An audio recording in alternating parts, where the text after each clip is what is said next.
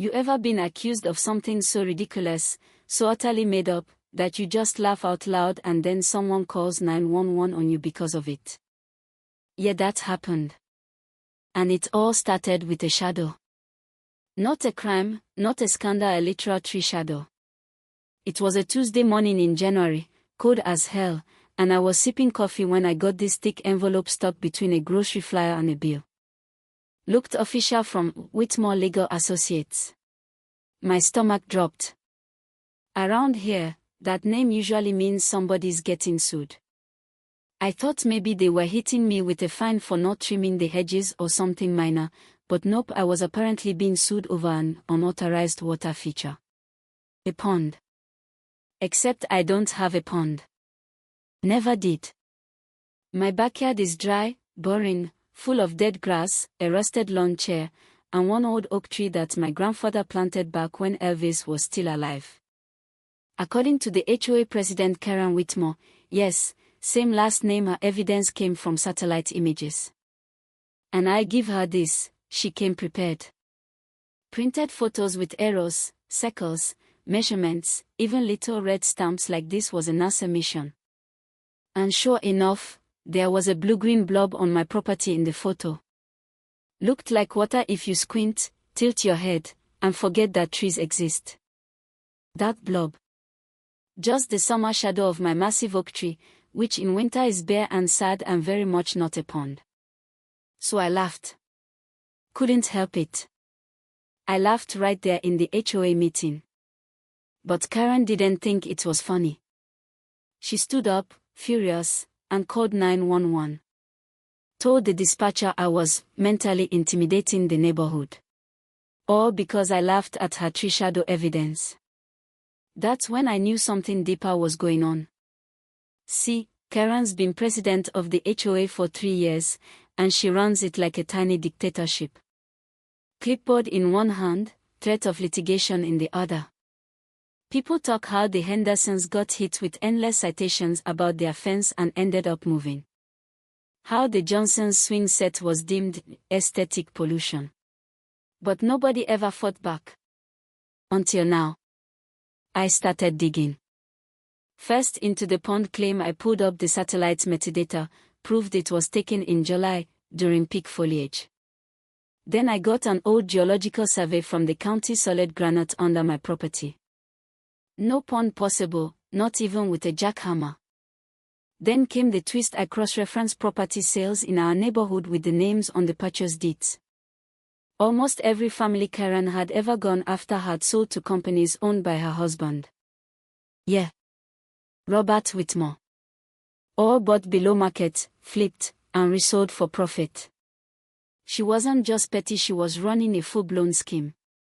Weaponizing the HOA to bully people out of their homes so her husband could buy cheap and cash in. My oak tree. Just the excuse she needed to come for my lot, which, surprise surprise, sits on a commercially zoned corner, worth way more than it looks on paper. So when she called another emergency meeting to address the environmental violation, I showed up with every receipt. I explained the satellite trick, the granite foundation, everything calmly. And when she tried to spin it again, I offered to walk her to my backyard and show her the dry, cracked earth myself. She freaked. Screamed I was lying, that I'd filled in the pond, and then again called 911 in front of everyone, saying I was a threat. The room was dead silent. And that's when my neighbor, Mrs. Lane 78, walks with a cane, voice like silk, stood up and said, Karen tried to buy my house last month for 1/3 the value. Told me if I didn't sell, there'd be legal trouble. That moment flipped everything. Officer Rodriguez showed up again, same cop from last time. Used to be a civil engineer before joining the force. Took one look at Karen's evidence, then asked if she'd like to be charged for wasting emergency resources. Her face went pale. But she wasn't done. Karen brought in a drilling crew the next week. Yep, packed a rig right outside the HOA center and announced they'd do soil testing to find the buried pond. I tried to stop it, but she waved around fake permits and said the HOA had the right. While they drilled and found nothing but rock, I went live on social media. I filmed everything. Walked the property. Showed the tree, the shadow, the granite map, the emails, oh yeah, the emails. One of the HOA board members, Dave, had been secretly sending me internal messages. Turned out Karen had targeted me months before the satellite photo. She'd been monitoring homes like a hawk, picking families who wouldn't fight back. My live stream blew up hundreds of thousands of views, people chiming in with their own HOA horror stories. It got so big that a local journalist picked it up. They'd been investigating shady HOA deals for months and said my case was the missing link. Karen and Robert's names were all over it. At the final meeting, Karen made one last stand. Hired so-called environmental experts to back her claims. Set up a full courtroom-style presentation. But it all fell apart. Dave stood up, finally, and read the internal emails aloud. Then Mrs. Lane stepped forward again, holding a yellowed envelope from decades ago, a zoning map showing my lot as granite rich and commercially valuable.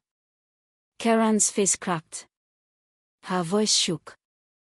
And when she shouted, "This is all lies. Marcus is dangerous," the entire room laughed. Rodriguez stepped forward and said, "Ma'am, nobody's getting arrested for laughing at your slideshow." That was the last straw.